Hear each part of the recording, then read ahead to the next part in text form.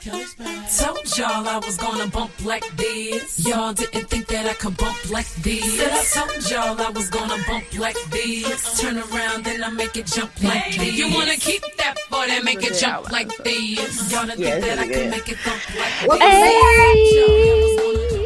Welcome back. Welcome back.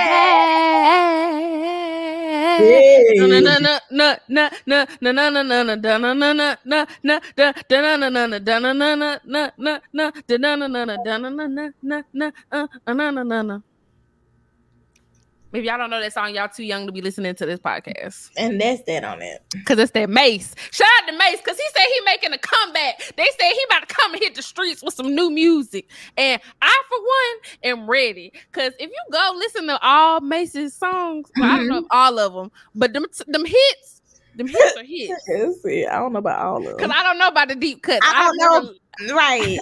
I only can go so far.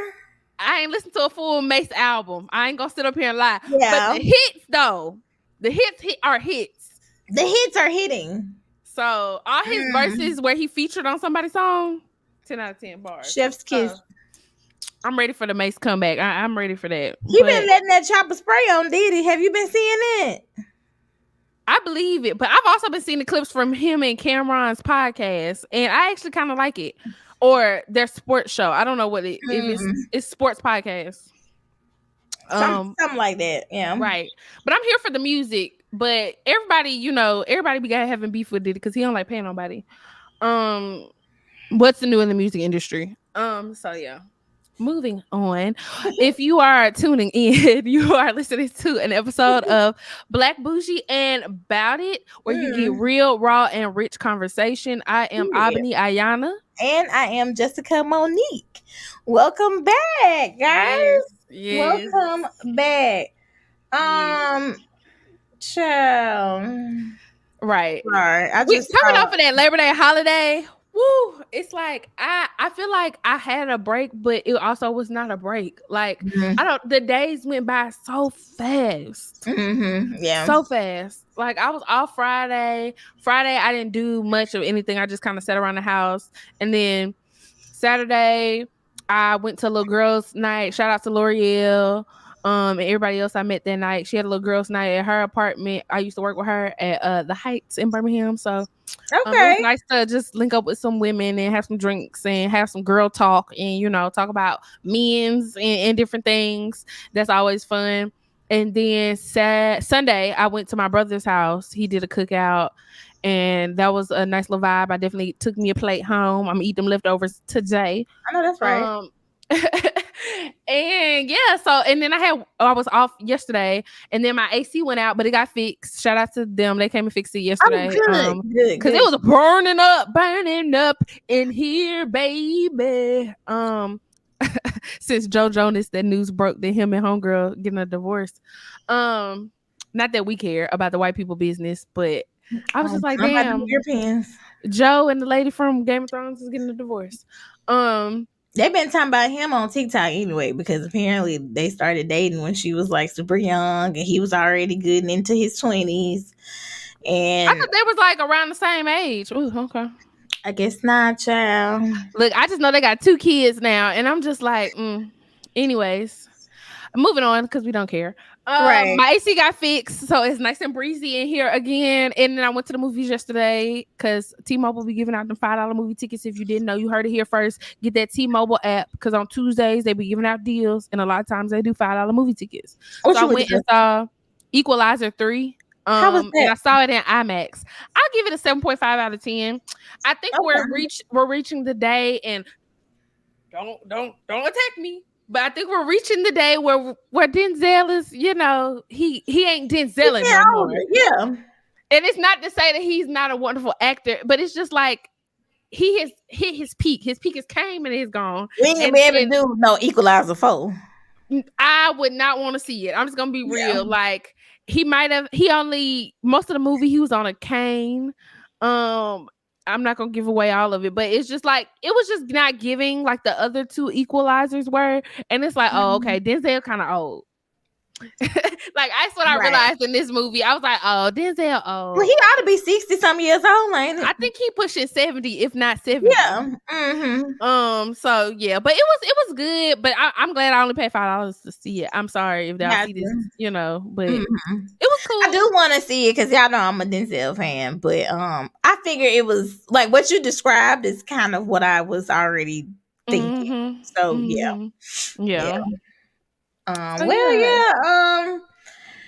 I had a pretty good week. I ain't gonna lie, like I said last week, ever since I started working out in the mornings, I'm so proud of you because I have not been to the gym still yet. Y'all, I'm gonna get back on it. I'm making it. I'm alive.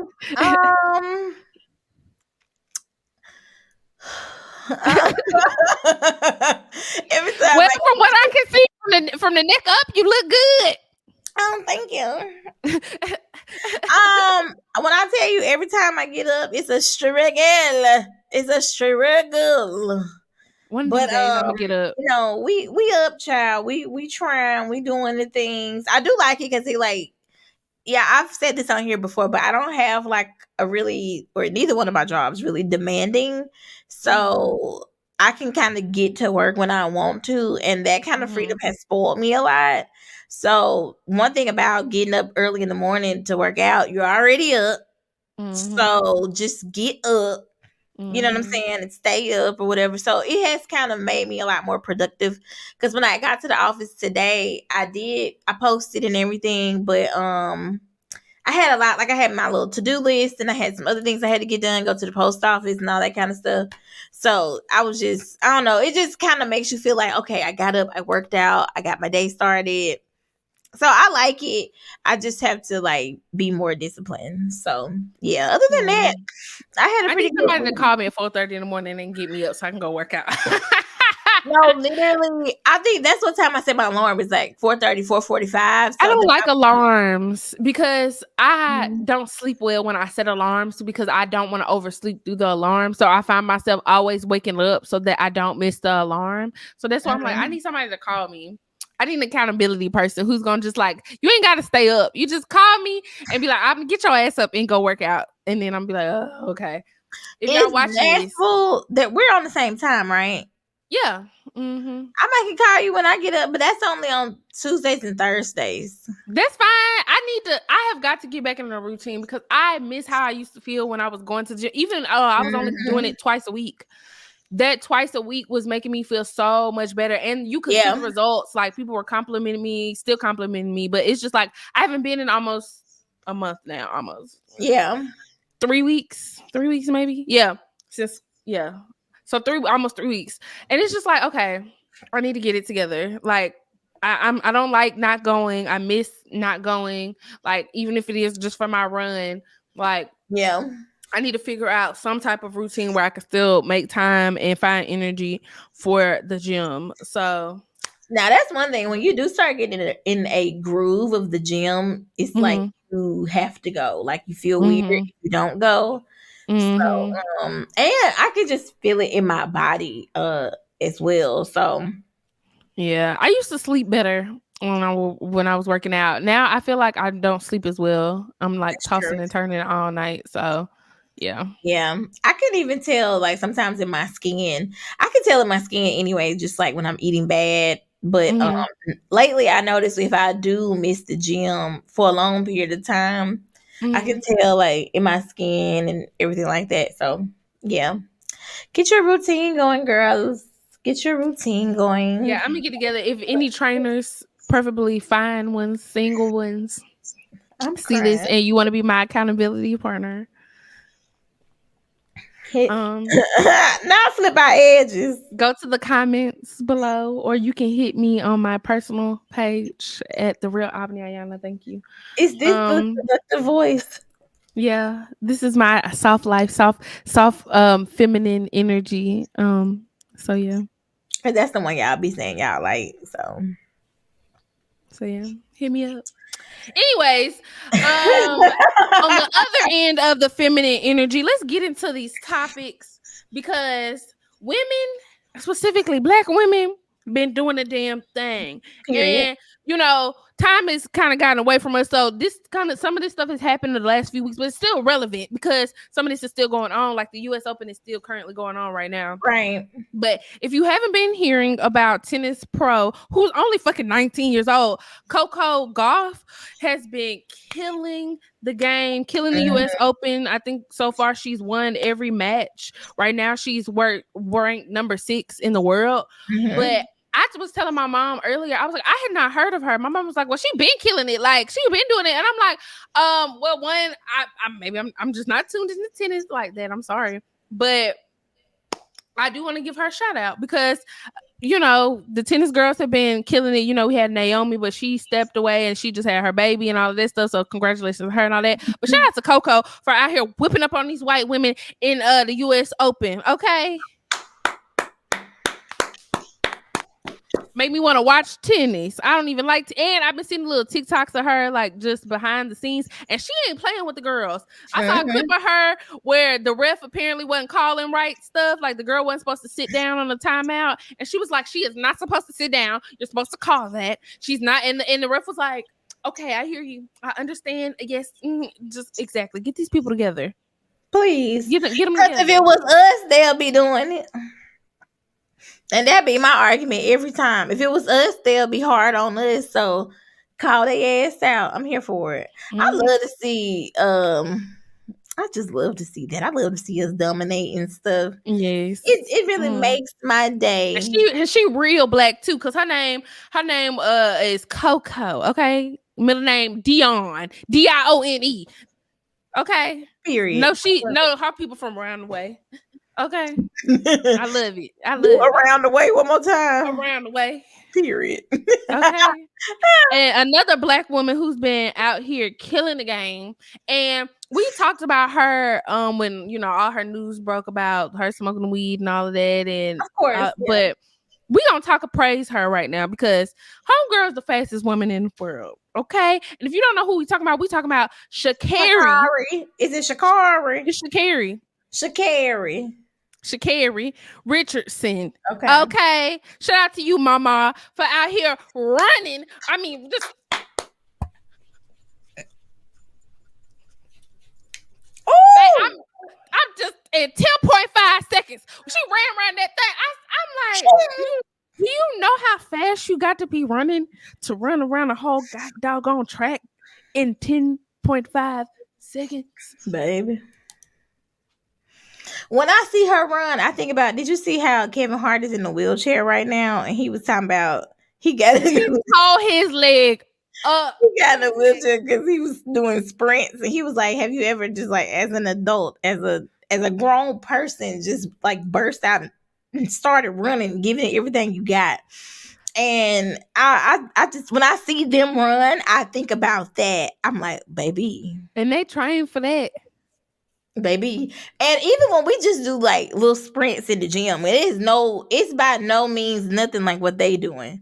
Sprints will tear your ass up.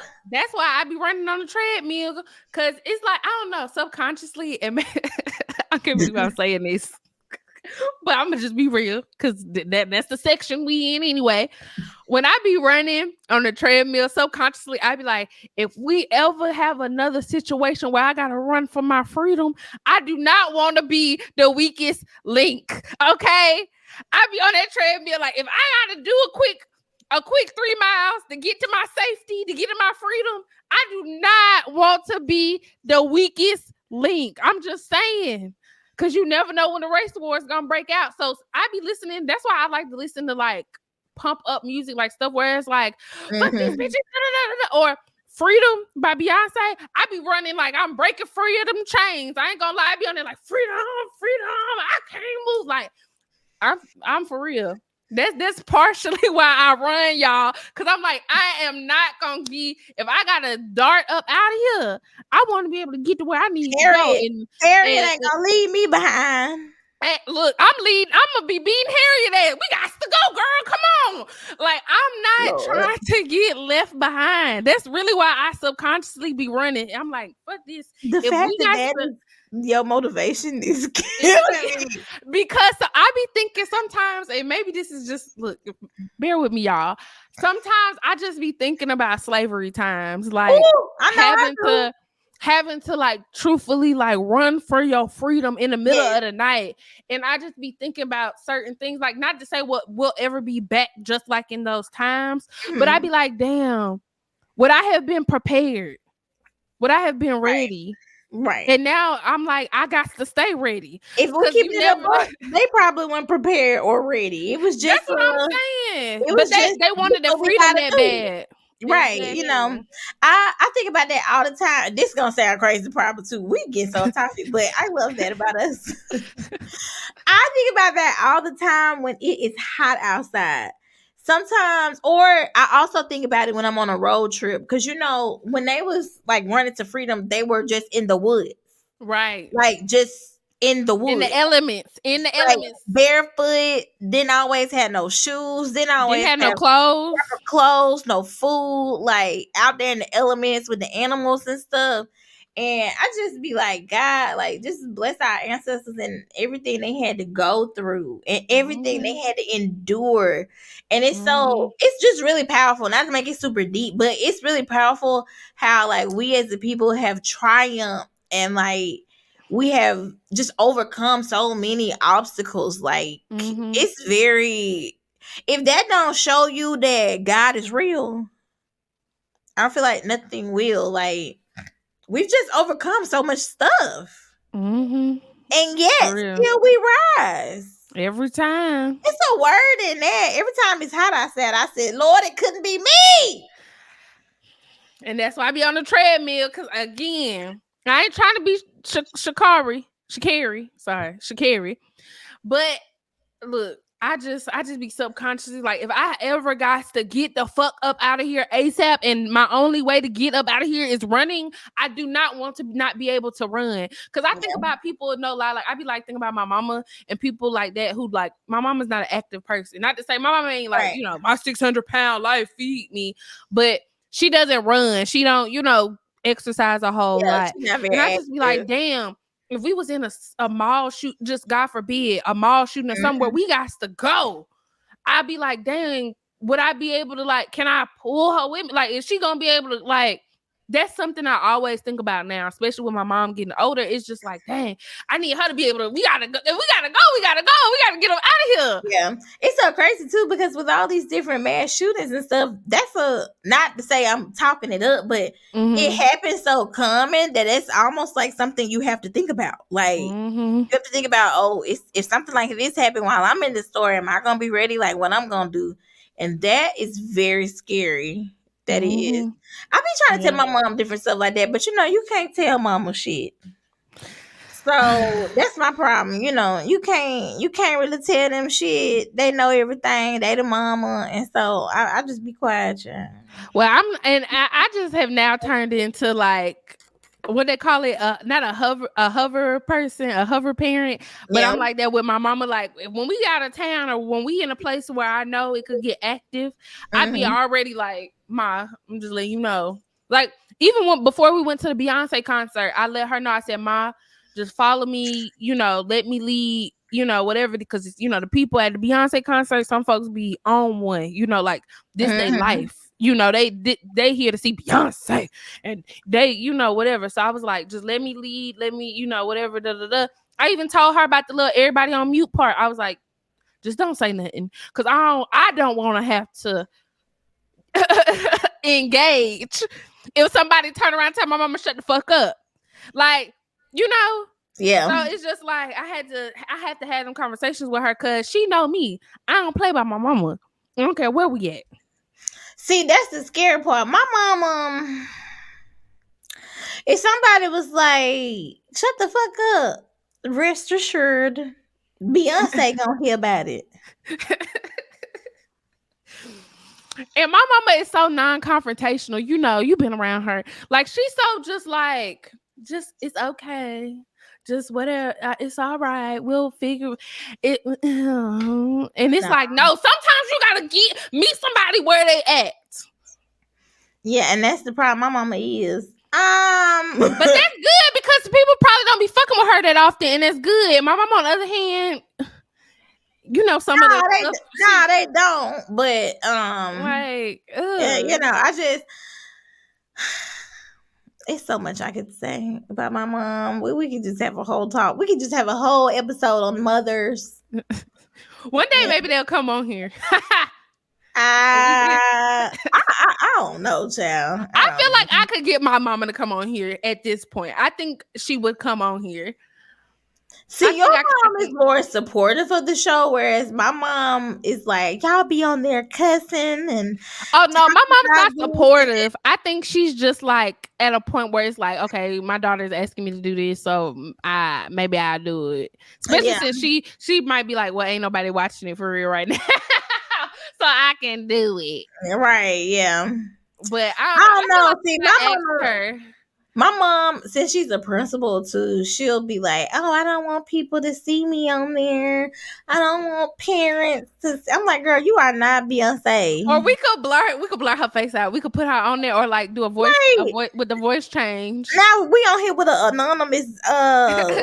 When I'm with my daughter, a damn witness or something like we got. Right, but if we like, I feel like when we was little kids, like if you propose it to her, like, oh, Albany mama coming on, it's a mama episode, she might feel more comfortable because it's gonna be somebody else, there, and it's like, okay, well, her mama gonna be there with me, so if they might feel more willing to do it. But I don't know, we gonna see. But earlier we were speaking about how how I don't even want to use the word common, but how common mass shootings and things are.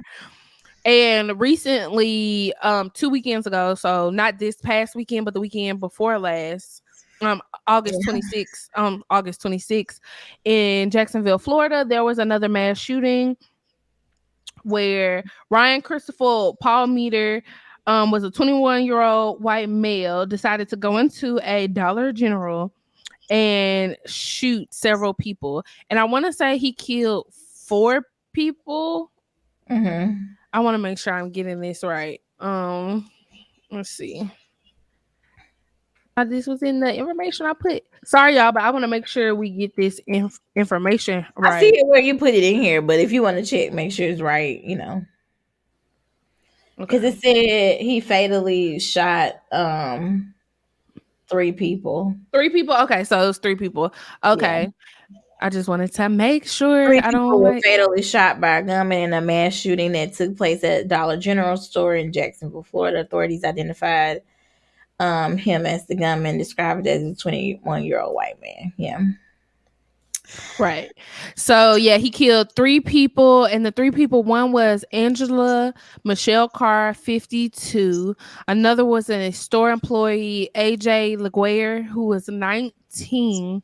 And then another person who was a customer, Gerald Gallion, who was 29, who was shot as he came into the store.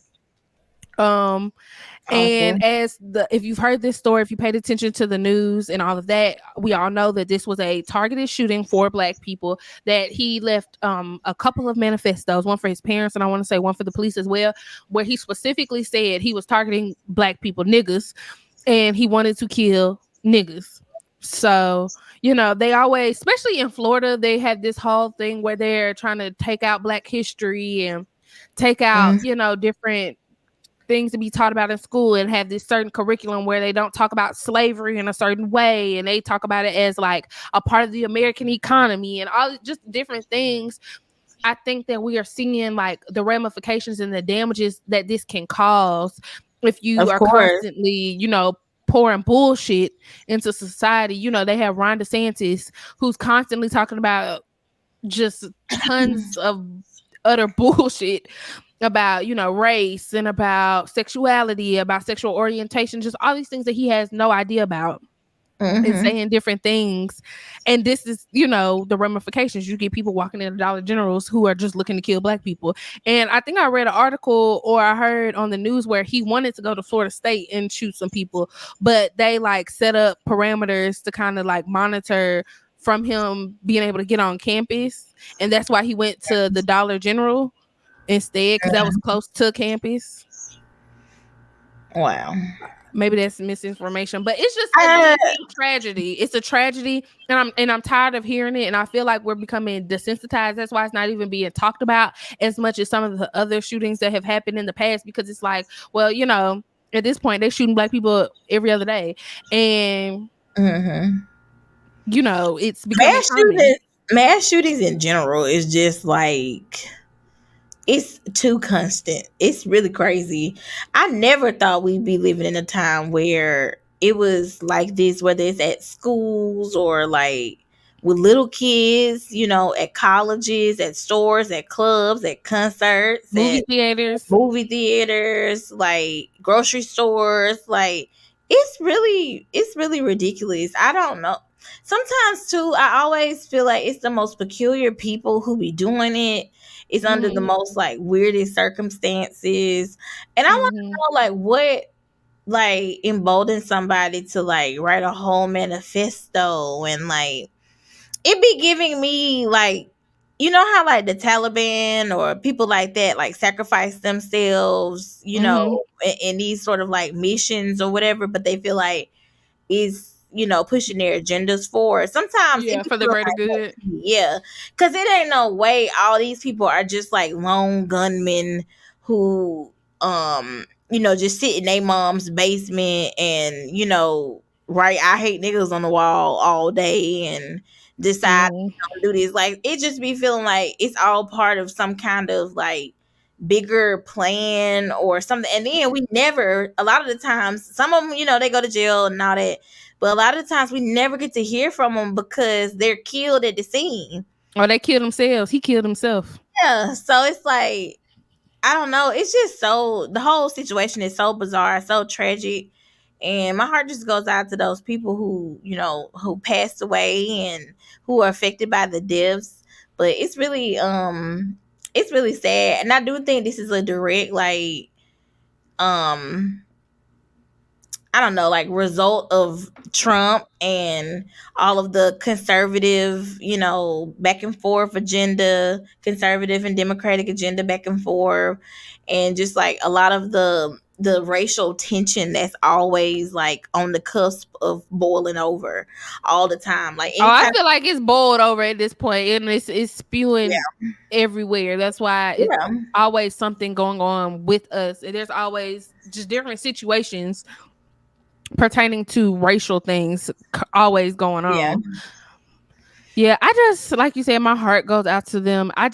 It's and I think a lot of people really don't try to acknowledge it, but it's a real thing. The burden to bear as a Black person, where you kind of gotta like be on go everywhere you go, because you do not know what kind of situation that you are walking into. Like I made the joke earlier about, oh, I run on the treadmill so I can run, but it's like, no, I really subconsciously be running on the treadmill because I might have to fucking run for my life at some point. Mhm.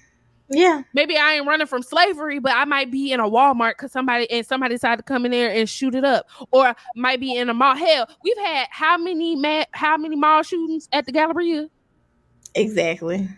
and some of that is Black people. So this isn't even saying like, oh, white people just talk, but it's just like in general, it's so much shit It's very going scary. on. Yeah, it's very scary. It's very scary. Yeah. I hate the fact that we live with like, we already like live with so much trauma in our body. Like our whole, if Mm-hmm. you're African American, well, not even just African American, because I know in other countries, you know, they were Yeah, minorities. minorities too. But like just being Black, there's just so much trauma already, like that you're born with. Okay. Mm-hmm. And so to have these kind of like things still like happening to us like currently, it just it just beyond me that people can't understand why we're so like hesitant to like believe the government, or you Mm-hmm. know, why we have this thing against the police, or why we don't believe politicians, or Even why some people don't vote, or why they like don't take, they don't participate in a lot of the processes, because they don't have any faith in it. Like, it has failed us so many times. It is failing us now. If you can't even talk about Black history in schools, it's something going on. Like, Right. when you can't even just talk about like the bare minimum stuff in schools, there's something I going on. still Like, don't even know why we keep like. I mean, I understand why we call it Black history, but I don't understand why they keep trying to do this whole. And sorry, I'm trying to untangle my necklaces, but I don't understand why they try to act like Black history isn't American history. All the history that they be talking about is Black history is American history. We talking about, oh, you want to take out Martin Luther King out the books? That's American history. He was American. Malcolm X out the books. American history, American. Rosa Parks, American history, American. Hell, George Washington Carver, American history. W.E.B. Du Bois, American history. Frederick Douglass, American history. He was a freed slave, abolitionist. Like, so it's like this whole thing. What Black history isn't American history? What the fuck? Half of American history is Black fucking history. What do you mean? exactly. We And made half the shit that people use Yeah. on a regular basis. Hell, when you drive up and down that street every day and you stop and you go and you pause and you whatever, that was because of us. It was because of us. Hell, It's no part of women, American history. feminists, white women, when you bleed every month, that pad you put on, a black lady came up with that. So it's just like this whole separation that Black history is an American history and that's why it shouldn't be taught, and it teaches kids to be racist. No, it teaches kids to know where they really come from, instead of thinking that y'all white ass grandmamas and granddaddies really set up here and actually did some shit other than terrorize and bully people. Yeah. I think one of the greatest powers that white people really have is just the story that they tell. Yeah, it's so many different stories. It's the power of narcissism.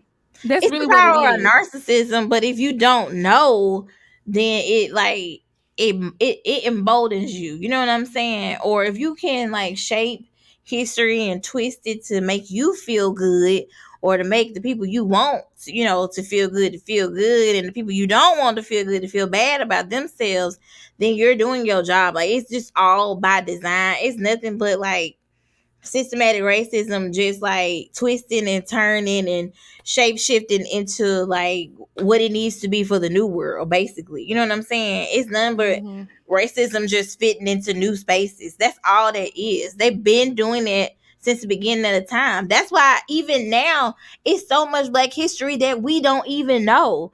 The reason why we've been learning so much more stuff is just because of the power of social media and people and the internet putting things out and making documentaries about different stuff. We Mhm. just found out not too long ago, hell, the last slave ship was in Alabama. A lot of people, I've been living in Alabama. I've been born and raised here my whole life, and I just learned that a few years ago. Yeah. And so that's what I'm Hell, saying. it's it was some people that did not know where them people fought on the boat, what it was, and how they used to sell slaves right there. A lot of people from Alabama had no, like, I had no idea. Former Trooper Bay, when I had checked in with him, he was like, yeah, I didn't even know that they sold slaves there, and he worked down there. Exactly. So that's what I'm saying. We've already, it's already so much that's been hidden from us. It's not, none of the things that they do really surprise me. It's just the fact that now I feel like we're living in a time where your third eye should be a little bit more open, or we should be able to like catch on to stuff like a little bit more. Even white people, like if you claim that you're one of the white people who are like, okay, and for Black people and all, yada yada yada, even your antenna should go up when they start proposing these kinds of things. But I feel like it's just the people that are in place, they don't give a damn when it's not your lived experience and you don't have any like, irons in that in the game. You ain't got no, but what I'm saying, you not attached to none of that. Like, you don't Right. they don't care if you learn about Black history. That's not gonna affect them. Yeah. You know what I'm saying? Like, they're good. I don't know, but I don't know. To circle back around, I just feel like I don't know what needs to be done with the guns because I believe in people having their guns and like all the Cause things. I believe I'm in gonna people. get me one before the end of the Yes, year. Especially I when we believe talking in about it. this next story. I'm for Right. sure getting one because I'm really in the mood of I'm going to shoot first and ask questions later if you come at me on that crazy shit. Mm-hmm. I support people having their guns, and I think people should be able to protect themselves. I think maybe they need to make it harder for people to have a gun, And the or types of guns. That's really the issue. yeah. Like, why does a regular American citizen need an automatic weapon? Like a machine gun or anything that shoots multiple rounds at a time, you know? See, I'm still torn about that because I know, like, again, we live in the South, so people be hunting, people be out, people, have guns for all kinds of reasons. I feel like if you want to have it, that's your prerogative, but I feel like it should not be I can walk in academy and buy this gun type of deal.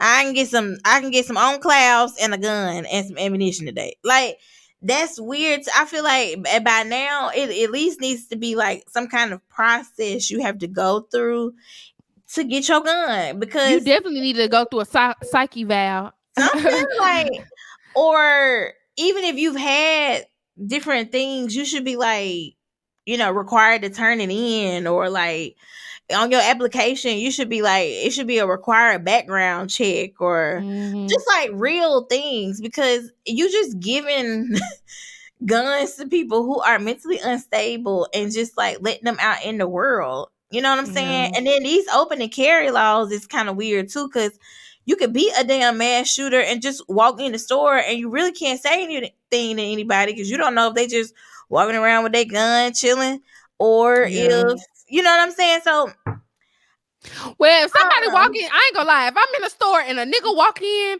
with anything more than a little side, like on the clip, like a little 45, Mhm. a handgun, as they say, I'm getting the fuck up ASAP. Cause why the fuck are you walking around with that shit on your back? I I'm done seen running. I done seen people like, especially when I used to work at Big Lots in Trustville. I done seen Mm-mm. people walking around with like big ass guns and stuff. Mm-mm. I would Oh wow. probably leave. I'm not even lying. If I Yeah. turn my head and send a dude with a gun on his back, like not like again, not a handgun in a Mhm. holster, Mhm. I'm not about to stand around and see. Oh, what? I don't care. I live in Tennessee, hell, and you don't even have to have a permit to have a gun here. I'm still not about to be in no store unless it's like Academy or something. But other than that, I'm not. If I'm in Mhm. Target and a nigga got a gun, I'm about to be like, let me get the fuck up out of here. Right. I almost don't like it if you just out like regular. Like I Cause why you need that in Walmart? I mean, I guess nowadays you about do. Hell, I guess you and the shooter can shoot it out. But like, I you understand the know what I'm handguns, saying? but if it's anything bigger than a handgun on your hip, I don't. I'm like, I don't even want to be around for what's about to go down. Yeah, yeah, yeah. So, and speaking about this story right here was insane, and I'm gonna try to make sure I get a clip so we can insert this. Of course, yeah. But a couple days ago in Houston, a young lady was out walking. I don't know if she was walking to her car or walking from her car. She was outside, and a guy proceeded to ask her for her number. She did. She said no. She rejected him. She didn't want to, give him a number. And this dude got a brick and hit her with it. Yeah, And it was a whole bunch of niggas standing around. yeah. And two things, and this might be a hot take. One, I wasn't surprised that the niggas didn't say nothing because, like, I know that's sad to say, but like niggas do not be saying shit. I know that the good niggas who hear us say stuff like this be like, well, if I was around, I would have done it. Okay, that was you. That's you. Majority of these niggas, a lot of these niggas do not be giving a fuck. If it ain't their mama or their sister or somebody that they personally actually give a fuck about, they do not insert themselves in any situations to protect black women. And I'm just gonna be real, because I done been in some situations, I done been around some situations where men should have jumped in to de-escalate something or whatever, and they didn't. Yeah. So, and then two, Niggas be crazy. I keep trying to tell y'all that. So the fact that this dude even had enough balls and enough nerve to pick up a fucking brick and hit a woman in the face with it because she didn't want to give him her number. Yeah. Now, when I first saw it, I was like, "Oh, this is so sad," and you can tell her face. It's like her face immediately was swelling up. I don't know how long she was out there before she started recording or whatever, but even when she was like outside when she was crying, her face was already swollen and everything.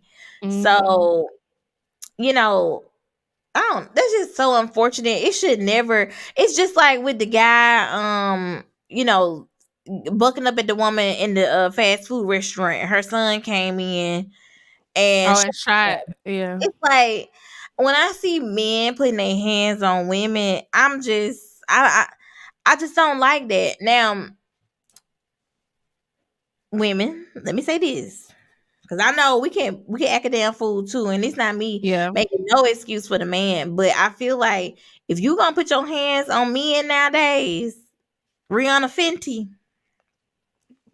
I think you need to be prepared for him to hit you back. Cause just like we said, a lot of these men don't subscribe to the rules of, oh well, I don't hit women, or I'm gonna walk away from this fight. Right. Like, no, they'll scrap with you just like you another grown man. So if you don't want to be hit by somebody, I feel like you need to keep your hands to yourself. And that's that on that. Second of all, they have been posting videos and like things now, because it was like a guy who posted a video who was there, and he said that everybody in the area knows that she's like a troublemaker or something. And also she does skits or something, but she makes videos where she actually goes up and like slaps people, but it'll be like white people, and she'll be saying like, just different black history, black power things. And so people were saying that she must have done something like that, or I guess the guy who made the video was insinuating that she was like going back and forth with the guy before he actually hit her with the brick. Now, I don't know if she hit the man who hit her with the brick. So that's my question. If she hit the man who hit her with the brick, he's still wrong for hitting her with a fucking brick. But like I just said, if you put your hands on people, people are crazy. So they're going to react how they're going to react. But if she didn't touch him and they just having a heated argument, I don't understand. Even if she is a troublemaker, even if she is like, crazy or whatever, why did you feel the need to put your hands on her and then in public? You know what I'm saying? Yeah. So I didn't even see all that. I just saw the original story, and I have been in situations where niggas get pressed because you don't want to give them your number. Now, ain't no nigga ever like got violent with me, but I've been in situations where, at first I was, oh, hey, beautiful, and then when I said no, I quickly became, oh, you bitch, you probably a hoe anyway. You oh, funky ass bitch, you ain't even all that. Like, I've been in situations like that.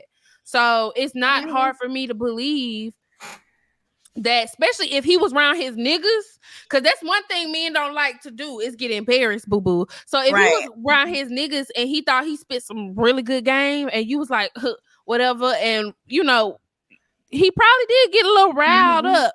And it's just like, again, it wasn't necessary. You should not have picked up no brick. Them niggas should not have watched you pick up no brick. And you should not have hit that girl with it, because you could have fucking killed her with one blow to the skull. Let's be fucking honest. Yes, that's what I'm saying. That's what I'm saying. Even if y'all arguing or she embarrassed you, you picked up a brick. Like, that's what I'm saying. Leave some of these folks alone, child. Mental illness is out here. I don't even talk to niggas. A nigga tried to talk to me while I was getting my car at the gas station. I was like, and then I closed my door. I'm not interacting with you. He started walking toward me. I closed my door, but I said, I rolled up the window, kept pushing. I'm not engaging with you. Yeah, nah, me either. Like, That's one of the reasons why I always be wearing a ring, because that kind of begin and end all conversations. Fuck that. I'm not even about to look in your direction. If I don't, I don't make eye contact. I don't make eye contact with men unless Yeah. you're a man that like, I'm like, okay, it's like if you're a cashier or Yeah. whatever, I'll make eye contact. But on a normal, regular basis, I'm not even looking at niggas in your eye, because when you look at nigga in the eye, he automatically be thinking that you trying to be like, ooh, and I ain't even going there with you. Which is so crazy. Men, I don't know if they do understand how and I know like you said just now, like some people listen to this or other guys will hear this and they'll be like, who is doing that? Or I don't do that, or I don't know nobody that does that. It's a lot of men out here that can be very aggressive, very, very aggressive when they are trying to holler at you. And I don't think they understand how uncomfortable it is. Like, and because you see stories like this, or you see stories where a man shoot a woman, or fight somebody because the girl didn't give him. Now we're like afraid. Like, okay, well, if I don't give him my number, he gonna be mad, or how he gonna react. Like we trying to like read the situation, or even if, because I've been in situations where somebody bought you something like a drink or whatever in a club, and now they like won't go away. They're all over you. They feel like you owe them. Over whatever, how much drink. Like, huh? Even that is weird, because why would you see somebody having a good time when her friends probably already got a drink in her hand? Why would you walk your black ass over there to somebody who already got a fucking drink and who's not studying you to get them another drink and then feel entitled to some time, ass, a number, a dance? Say that one more time, because why did a nigga at my job today say he gonna come to me and was like, so I knew he could have, and I know this is off topic, but that just really brought something up for me, because I knew he likes me because he be flirting and he always makes himself very present so that I speak to him. Because I'm a work nigga. I'm a greeter. I'm always like, good morning. How you doing today, Mr. So-and-so? How you doing today, Miss So-and-so? I'm gonna just come in and talk to everybody.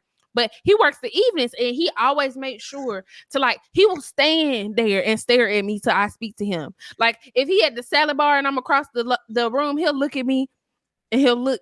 And like, I can feel it. I can feel it blaring into the side of my face. And I'll turn and he'll be like, and I'll be like, hey. And he'd be like, oh, I was just waiting to see if you was going to speak. So today I was trying to make somebody else jealous, but that's a conversation for another day. So I walked back there to drop a dish off, and he was sitting back down his break, and he was like, come holler at me for a minute. So I went back there again. I was trying to make somebody jealous. So I was entertaining the conversation. He gonna say, when you gonna take me out on a date? I said, nigga, please, what do you mean? He was like, when you gonna take me out on a date? I was like, why would I take you out on a date? I was like, if you want to go out on a date, that means you want to go out on a date with me, which means you are asking to take me out, which means you're going to be paying. The pursuer takes out the pursuee. I'm not pursuing you. And then he was like, oh, well, when you free then? And then I said, I don't fraternize with coworkers. I gotta go. Have a good evening. And then I walked off. But I was like, motherfucker, and this nigga pushing 40. He's 37 years old. I'm talking about, when you gonna take me out on a date? If that's your line. The way that men don't be having no game is astonishing to me. Sir. It is astonishing to me. Like, I don't know if whether I know men don't always have no man in their life. I get it, but if you are an adult man that has been actively having sex with women, or had a girlfriend, or talking to hoes or something, god damn it, you ought to have some kind of lived experience or something. Like, you got a 16-year-old daughter and like a 10-year-old kid. You got some sense. You got some. But what I'm saying is the game is very, very, very weak. That like, shit is so high school to me. I don't know if whoever they've been talking to in the past, maybe they don't have to use as much effort. Maybe they don't have to go as hard. But for me, put it out there on the table. Even if I wanted to go out with you, like if I was to entertain the idea, now I'm not because you hit me with that shit. That was the first shit that came out your That mouth. was When I'm lame gonna as take fuck. when you gonna take me on a date? Motherfucker, never. If I wasn't at work, that's really what I would have said. But I'm trying to keep it professional. But first, I'm not gonna take you nowhere. If you are ever waiting, if anybody watching this, let me make this clear. If you're ever waiting for me to take you anywhere for a first date or a first interaction, it's never gonna happen. Keep waiting. I am a traditional woman, which means I like to be pursued. I don't care if you're purple, brown, gold, green, woman, man, no kids, sorry. Grown, kind of grown, sort of grown, over the age of 18, over the age of 30, whatever.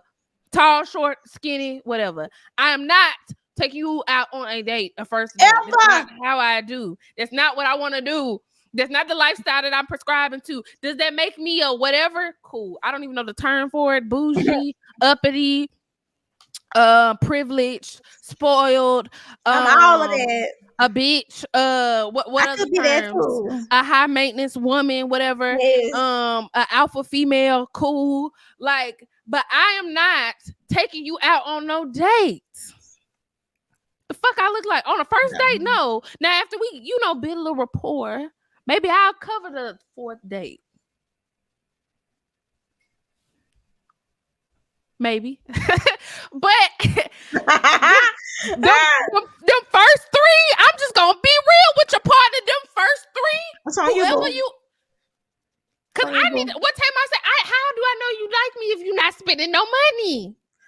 And you call that what you want? That's a proverb, ain't it? I believe that's a proverb. It probably is, but how do I know? You don't. How do I know? How do I know? Yeah. I know? Yeah. So that's in tricking if you got it 1 and 2. I'm sorry. Yeah. That just when you said what you said about men not knowing shit, that just really brought up. That happened today on my way out of work. You gonna when you gonna take no me game, date? No game whatsoever. If my pussy was wet, it just dried up. I mean, but you know what? The only time that's attractive to me is because I know some women, they like to pursue men, or they do pursue men, or they'll make the first move, whatever. That's your prerogative, boo. Ain't nothing wrong with that if that's what you decide. I'll shoot my shot, but I'm not asking you out on a date. I'm gonna hit you with the you look really nice. Oh, yeah. Are you single? How old are you? I like them are my signals, and then I might ask for your number, or I might do something but I'm not gonna be like, can I take you out tonight? Hell no. See, or even if you said I don't know, like maybe if you wanted to invite him somewhere or something like that, but it'd have been different if it was you who did it, not him saying, "Can you? When are you gonna take me out?" I just think that's lame as fuck. That's for me. I feel like it was lame. I'm not going out with him, and I feel like that was his way because he probably knew I was gonna respond the way I respond, so then he could be like, "Well, let me take you out then." But again, that's corny. That's lame. That's so that's goofy. That's goofy as fuck. Shit. Yeah, and I don't do goofy. Do I like a ha nigga? Yes, make me laugh. But a goofy ass nigga is not my type. Yeah, we don't like that. You too damn old to be even acting goofy like that. That's some 20-something-year-old behavior. You damn near 40 talking about that. Please, my nigga. When you gonna take me out? Ew. That's the kind of stuff that gives me the ick. And then and no disrespect to him, but it's like I already know you ain't making as much money as me. No shade, no tea. I already again, no shade, no tea. You work in the dish room. I'm not like and you gonna come at me like that?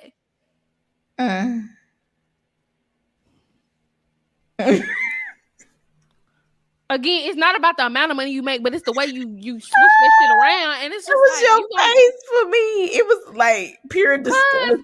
Sometimes I wish I had the audacity that niggas have. And it's like they don't care. You could be a billionaire bitch, and them niggas could be making $7.25 an hour, and they still gonna step to you because they feel like they can pull that billionaire bitch. And I just am amazed. at the level of confidence and audacity that these niggas be having to step to certain women, knowing that they probably can't even fulfill a quarter of my needs. Yeah, but even when they do it, they don't even like step correct. That's my problem. Like the game is very, very weak. Like say something that's gonna impress me. I don't know what, but like something that corny ass shit is not it though. When you gonna take me out on a date? Ew. That's that's disgusting. Like for real. I need y'all the same way women be reading like Cosmo magazines and stuff, you know, like back in the day, they'll be like, what kind of things can you say to get your man going? Y'all need to be I need y'all to get on your Zoom and do some stuff like that. Cause How to catch a baddie I need y'all 101. y'all need to get on y'all Zoom because the lines, all of that shit, it's very, very weak. I need to start seeing some podcasts where niggas is giving other niggas like dating Game, advice, like real game, like, hey, this is how you treat your woman, or let's get some real tips on how to game. like romance your woman, or Not I the need fresh y'all fitty to fuckery, I need y'all but to get on your Zoom. I'm telling real you. 'Cause game. Where it's like, nigga, wow. always make sure you keep the flushable wipes because that let a bitch know you a clean ass nigga.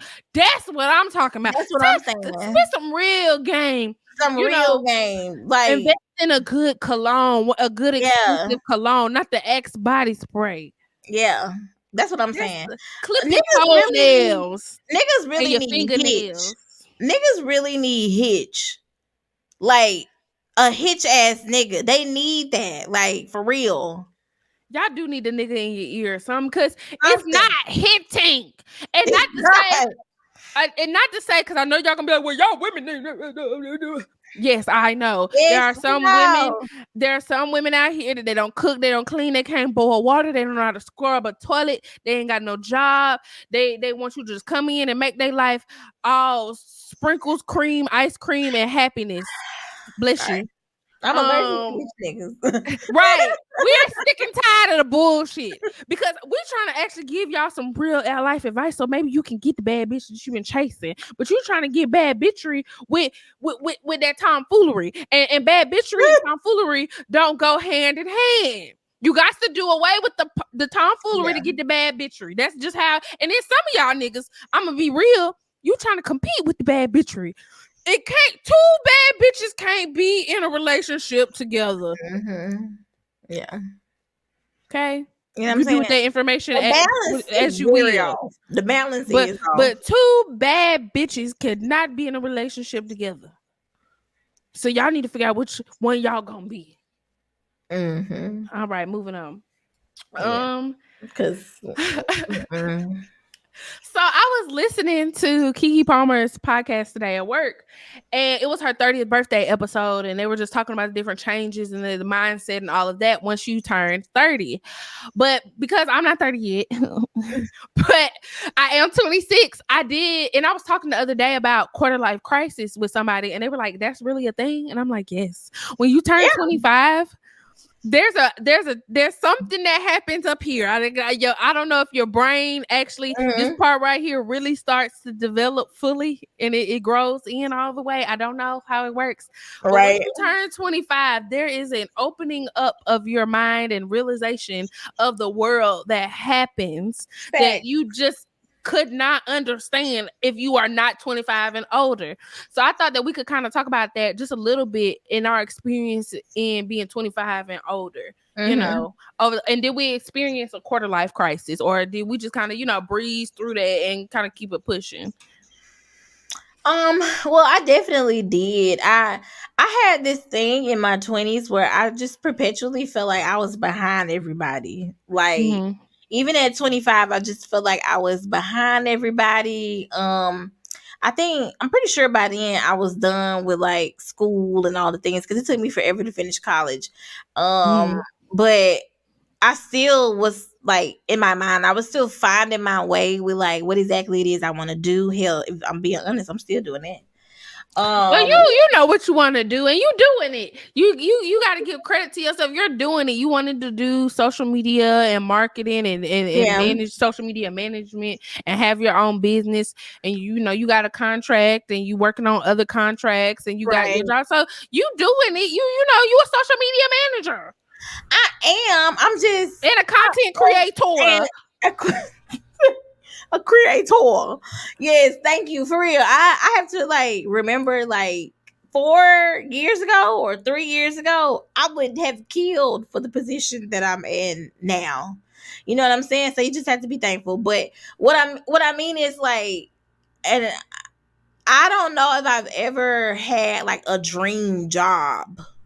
Like a job, like you know how some people like I want to be this, and they've wanted to be that thing their whole life, and they're doing that. I've always admired people who just have that like kind of sense of direction and that like razor sharp focus on one thing. Because I feel like the fact that I have been a little all over the place has shown in my own focus, because my focus has been all over the place, and I think I have just needed real direction. You know what I'm saying? So in my 20s, I just, or 25 and up rather, I was just feeling like I was behind everybody. I was kind of in like panic mode, trying to figure out what I needed to do, what I wanted to do. And yeah, I don't think the life crisis moments ever really stop.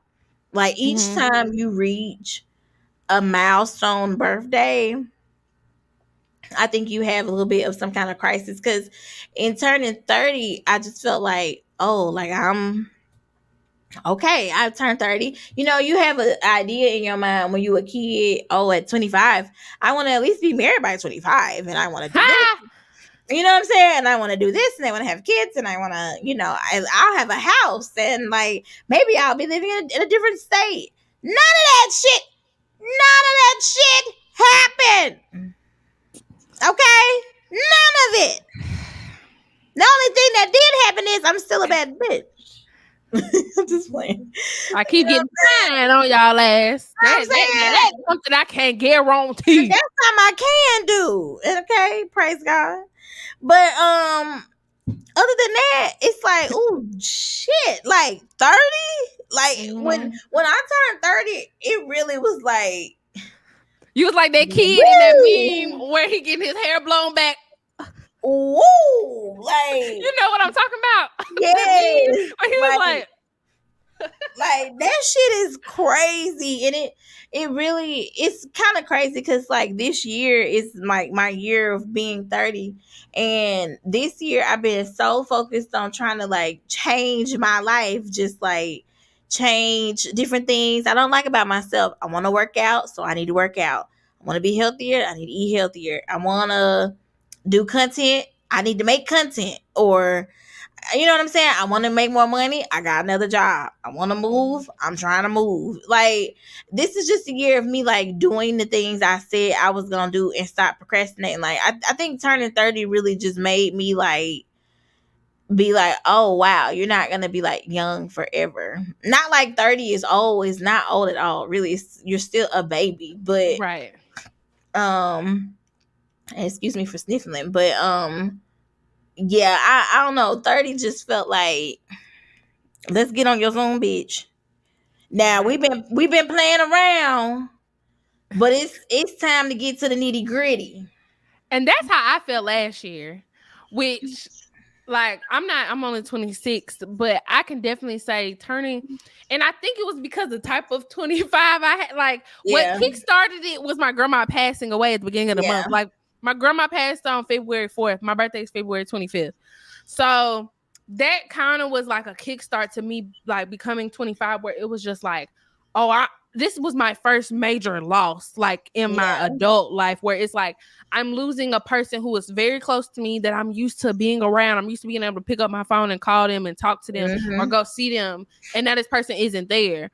And now I'm having to process this as an adult, you know, like just go through those that like I could only take a couple of days off from work to grieve, and then I got to go back to work, and I still got to grieve, and I still got to, you know, like, and then you got to have a conversation because everybody want to give you their condolences, and then da da da, and then I was like, well, I can't be too weak because I got to be strong for my mama because I know my mama really going through it right now, so I gotta keep a brave face so that I don't. So it was just like with that happening, and then I turned 25. It was just like, okay, I'm 25 now. This is where they say shit get real. Like, Right. like that's what I heard. You know, everybody kind of tells you, well, you ain't grown till you 25 because that's when you get off your parents' insurance, or 26 now, I think. Yeah. But anyways, you get off your parents' insurance, and you know, like people just tell you all these things between 25 and 30 that this is how your life gonna change.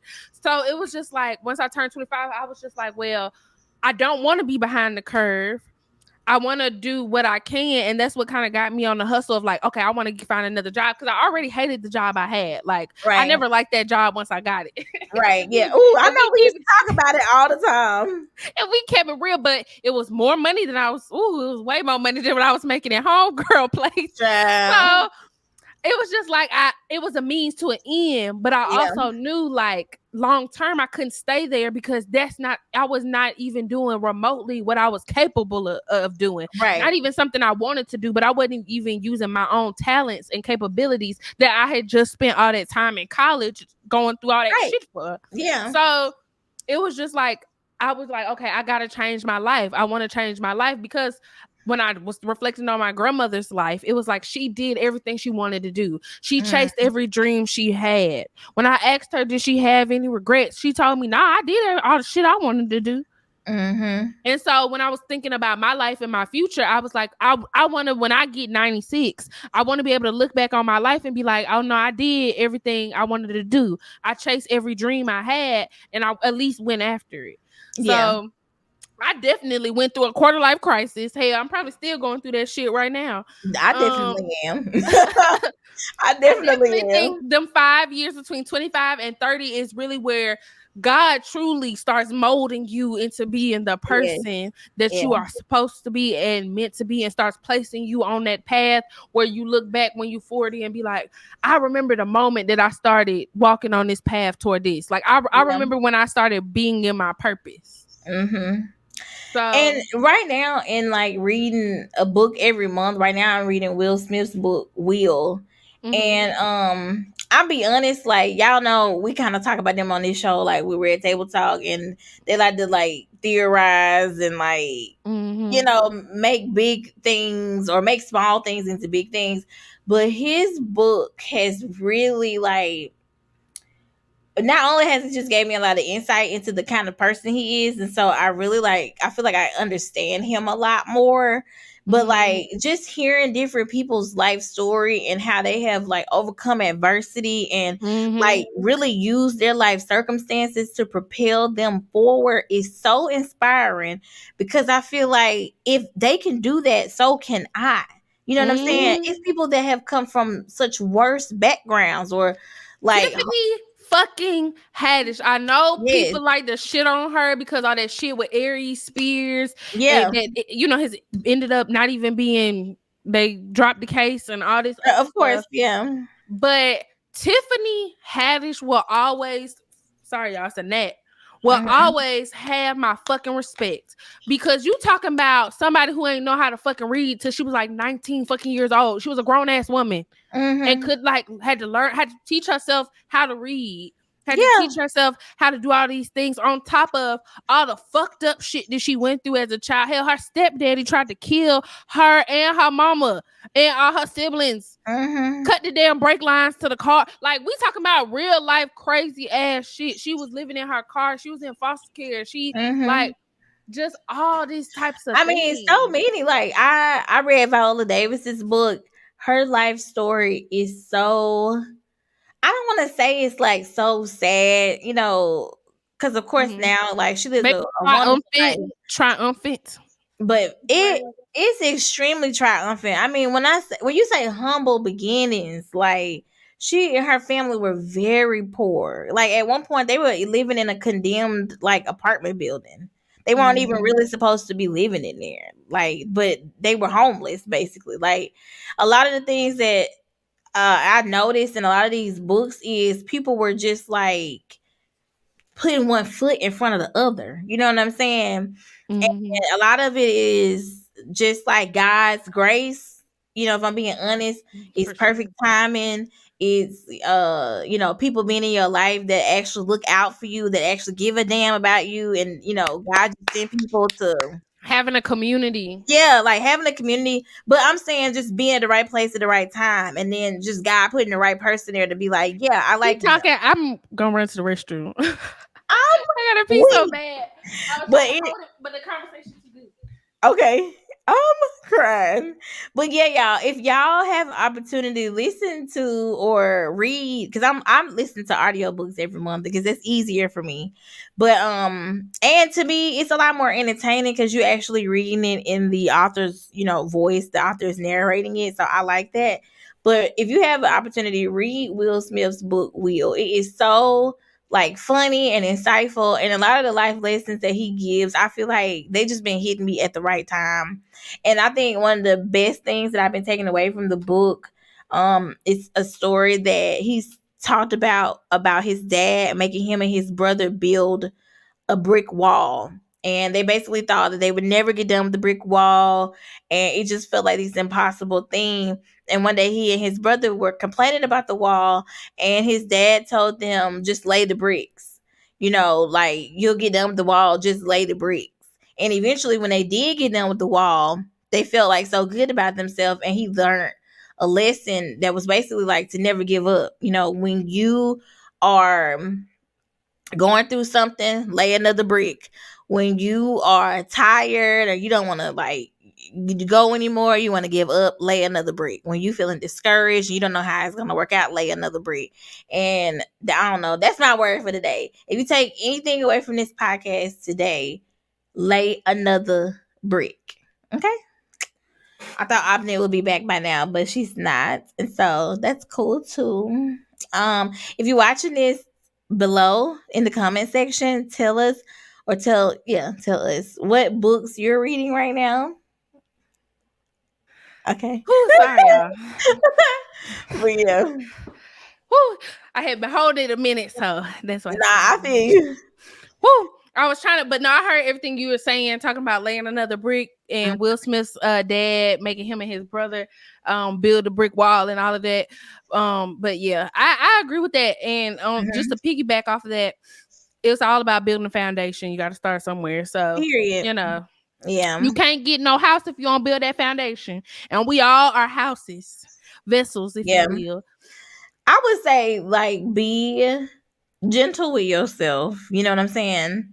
But I think we have to find this balance of like pushing yourself, because everything, a lot of your greatest successes is gonna be on the other side of like you being uncomfortable or you being scared and you facing your fears. You know what I'm saying? So give yourself grace, but keep it real with yourself when it's time, and know when it's time to push yourself. Like know when it's time to like move forward. And something that I really want to do is like get more people around me that's doing the same things that I'm doing.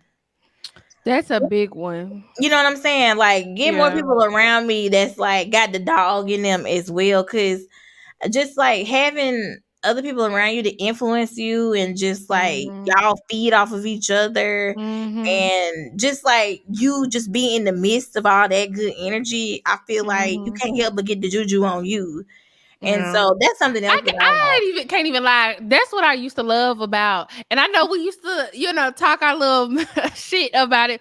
But when we would go to those basements, yeah, and the different rappers would perform in different stuff, yeah, I would admire that. Even if the rap wasn't good, I admired that they really wanted it that bad that they were able to, get up on stage, perform their song, and perform it was Def Jam record label execs in the room because they were that hungry for it. Yes. And it did drive me to a certain extent with our podcast, where it was just like we were going to those type of events, and I was like, well, damn, they out there doing it, we could keep doing it. And just having creative friends. But it's hard having creative friends. I'm just gonna be real, because all of us be in our feelings, and even though all of us ain't water signs, we be acting real water sign-ish, and we already so sensitive about our shit. Like, Yeah. it's grudges Yeah. that I'm gonna hold to the death of me. Okay, and I don't feel bad about it either. Yeah. But yeah, definitely your community, having your circle, different people that will help push you, help hold you accountable, will help teach you, who believe in you. Because I think that's something that for me, like, especially when it comes to our podcast, I'm like, I want some folks who believe in this podcast as much as I do. And not to say that they supposed to, but it's just like when you have a community and a group of friends or family members or people who like believe in your dream the way you do, that make you want to chase your dream even much harder. Yeah, it does. I'm getting to the point where I don't necessarily want to like convince people. I just want the right people to find us, or the right people to support us. Right. But I feel like we ain't got nothing to prove to nobody. You know what I'm saying? I feel like if you like, real recognize real. And everybody's not everybody's cup of tea. So like, those who will, they'll get in line, and those who don't, I see you on the other side. Right. And we'll. And then I guess, let's see, we can go ahead and hit this last topic. Or do you want to? I know how it be acting funny, you know, with the let's wrap it up. So, yeah, let's just wrap it up. But yeah, just to wrap up the last topic, definitely quarter life crisis is real. I don't even think it's a quarter life crisis. I think it's like a 5-year crisis. What do they call it? Where like people been married, the 3-year itch, the 5-year itch. Whatever, that you go through that from 25 to 30, where you just change so much, your thinking changes so much, your process, your understanding. Again, when you turn 25, everybody I tell this, they be looking at me like I'm crazy, but I promise you gonna understand what I'm saying. When you turn 25, a switch goes off in your head, and the dumb shit that used to make sense no longer makes sense because it was dumb, and you realize it was dumb as fuck.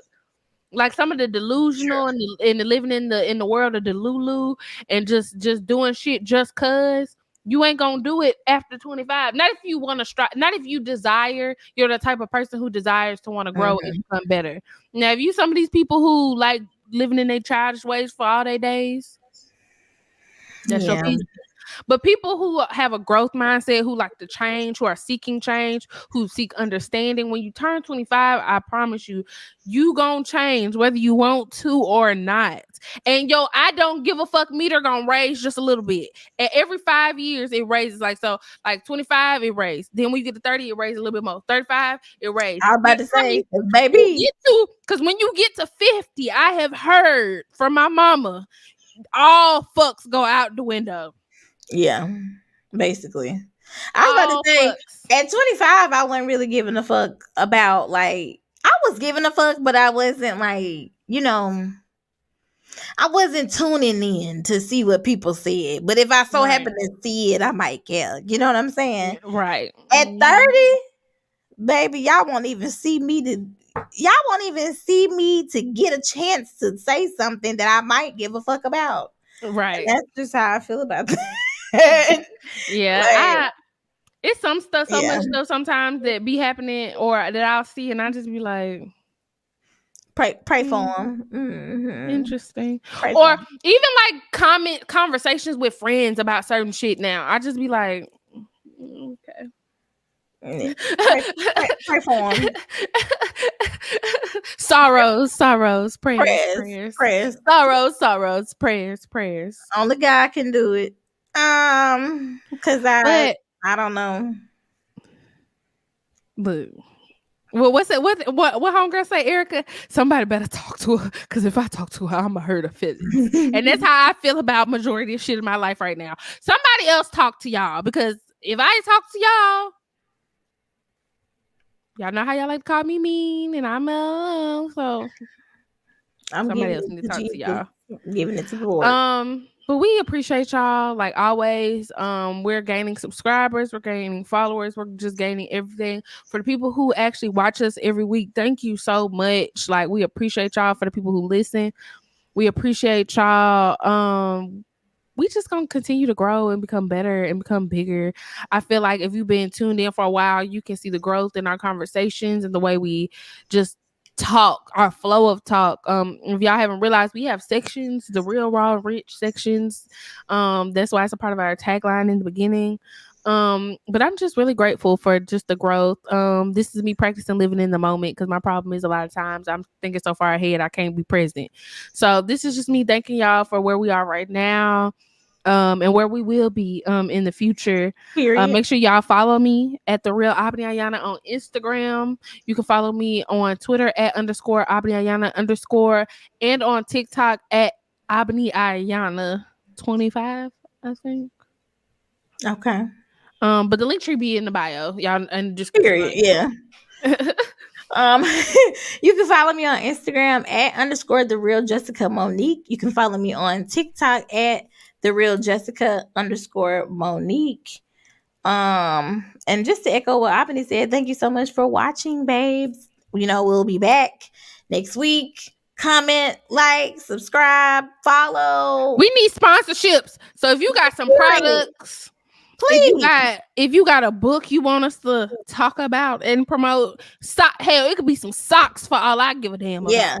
Yeah. If you got anything, especially Black-owned businesses, small Black-owned businesses, please hit us up in the DM. You can email us.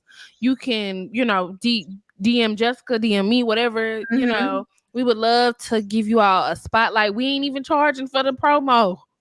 No. So you need to get in why it's free. Please.